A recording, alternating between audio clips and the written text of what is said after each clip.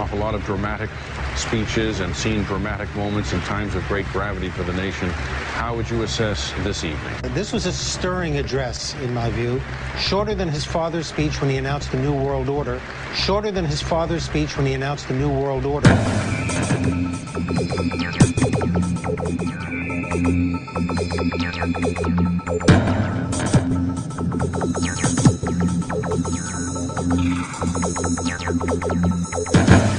In 1934 is when the Federal Reserve actually finally took total control of the United States monetary system, and that's when they said it is now a success, because this is a symbol, this is an emblem of a secret society of Freemasons called the Illumi nati, the German Bavarian Illumi nati.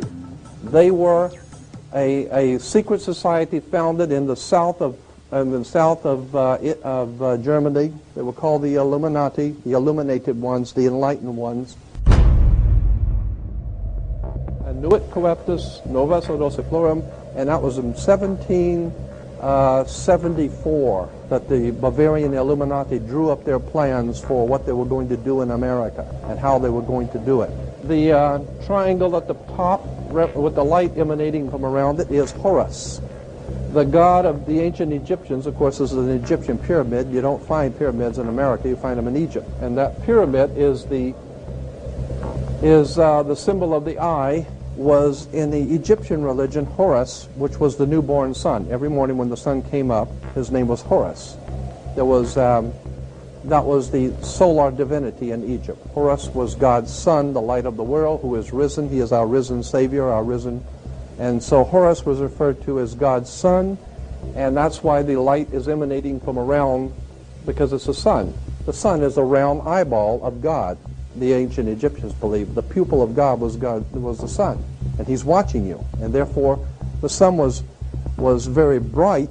And so today we even say someone who is extremely intelligent is brilliant. They're bright, and that's why God is, of course, the most brilliant of all. Therefore the sun is the most brilliant because it's God's eye. All right, anyway, there are 13 layers on the pyramid.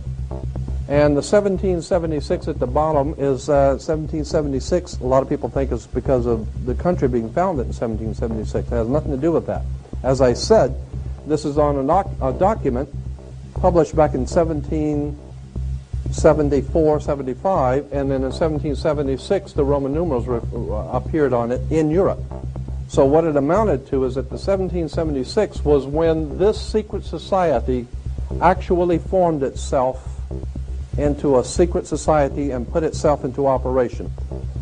They were the basis for what we call today in our country the Bavarian Illumi nati was the basis for what we call today the Colombian faction. The Colombian faction of the Illumi nati came here right after this government was formed, and that's where we get today this Columbia Space Shuttle, Columbia Movies, Columbia Television, Columbia Records, everything, Columbia University. As a matter of fact, Columbia TV, Columbia Broadcasting System, CBS. What is the symbol for CBS? It's the all-seeing eye. And that's why our government is in the District of Columbia, because these guys own our government. They print our money, and they own not only the government, but they own you. You are their property. So, in other words, these guys print the money, they run the country, and they own you, and they own everything around it. And so they make the laws, and that's why they can decide who can kill who, and who can get away with who, and who can get away with whatever, because they make the laws and they decide. All right. As I said to you before, there are 13 layers in this pyramid. There are 13 letters in Nuit coeptis, but 13 is a very important number to this secret society.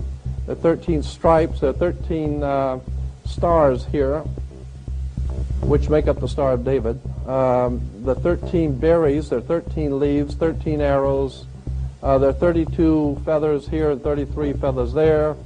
Everything is done in a sequence of 13. 13, of course, is based on, this is what we call Masonic symbolism. Freemasons designed this dollar bill. Everything is done in a sequence of 13, and again, I draw your attention to the fact that you have 13 stars here, which collectively make up the Star of David. There's a reason why. On the $1 bill at the top, you'll see this little image right here. But if you blow it up from an actual photograph, you'll see it is it's a little owl. It's a symbol of the Bohemian Society. The Bohemian Society meets in California on the last 2 weeks of July of every year.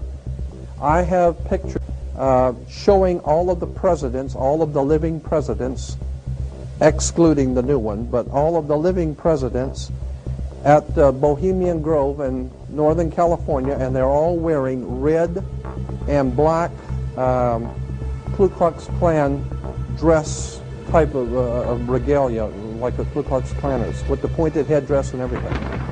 And I mean, that's quite a sight to see presidents dressed like Ku Klux Klan members, right? And they're standing in front of a big open pit of fire, and behind them is about a 20 to 25 foot owl behind them.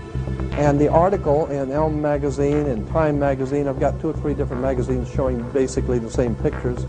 It says that the presidents meet with all of the heads of industry throughout the world, all of the heads of state throughout the world, and all of the most important wheeler dealers in this country, and they all meet up in Northern California, and they have rituals where they go before the owl after midnight.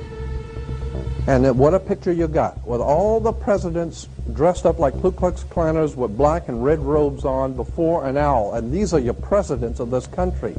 And the reason why they chose the owl is because the owl is a symbol used in Europe by secret societies, because the owl is wise, because it sees things in the dark. And the implication is, of course, that's why they are where they are, because they're very brilliant and they know things that you don't know.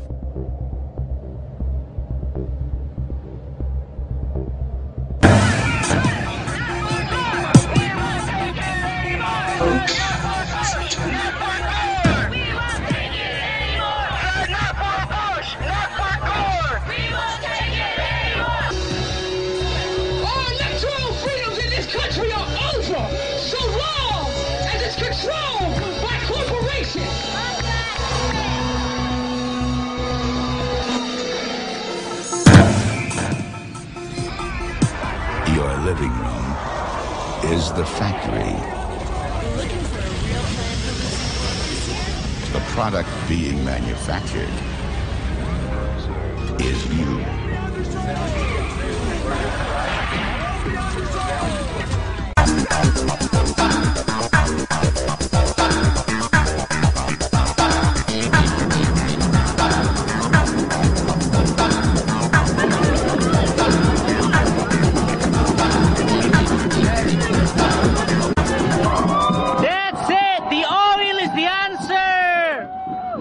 Weapon of mass destruction! Fools need the oil!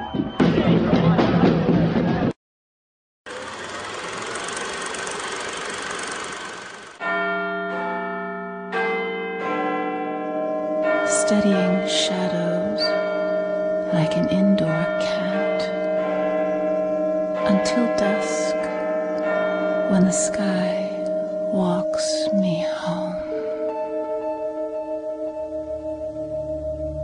How far has the ancient Illuminati secret society network penetrated world politics? If you read the many books published about conspiracies, then you will learn that many leading authors have alleged that British Prime Minister Tony Blair is a high-ranking Freemason.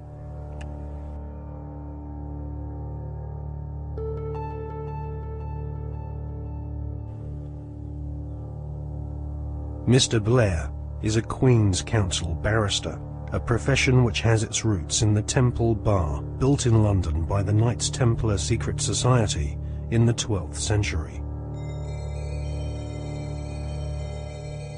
According to many authors, Tony Blair follows the tradition of Masonic membership amongst large numbers of barristers and judges.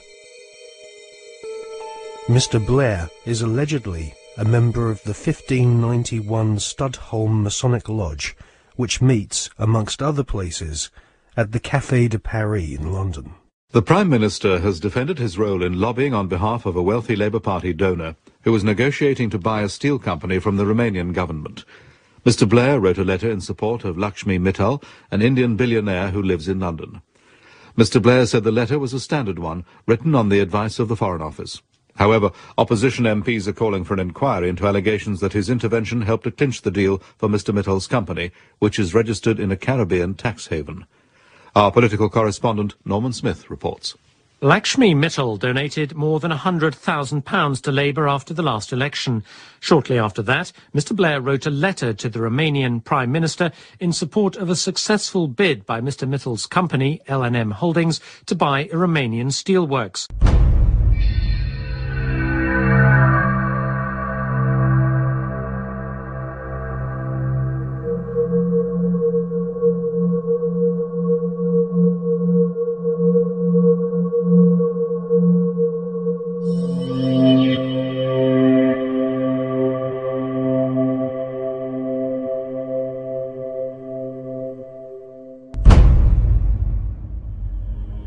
A retired solicitor once described barristers like Tony Blair as highly paid professional liars.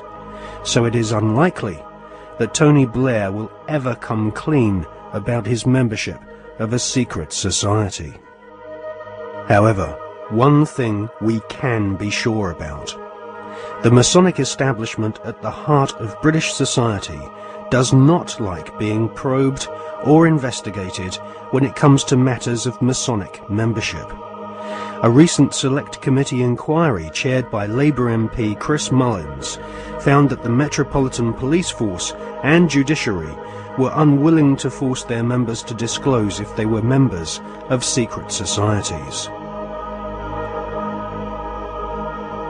In a series of embarrassing revelations in the 1970s and 1980s, the British author Martin Short established that the Scotland Yard Vice Squad and senior CID officers were all Masons and taking bribes from pornographers in London's Soho. Martin Short estimates that 1 in 6 British police officers are Masons, and that there are approximately 600,000 Freemasons in Britain today. Many Freemasons occupy highly paid jobs at local borough councils across Britain, which often have Masonic temples inside council buildings, maintained at the taxpayer's expense. In Scotland, Masons used to proudly parade through the streets. After the exposure of local authority frauds involving corrupt Masonic solicitors and councillors, British Freemasons went underground and now rarely march in view of the public. The public image of British Freemasonry has been damaged by the revelation that supercriminal Kenneth Noye and the men responsible for the Brinks-Mat gold bullion robbery were all Masons. As Prime Minister, Tony Blair has frequent meetings with the Queen. She herself is Grand Patroness of International World Freemasonry, which has its Grand Lodge of England headquarters near Drury Lane in London. The British government employs a huge number of civil servants, magistrates, judges, solicitors and officials, which have all historically been Freemasons.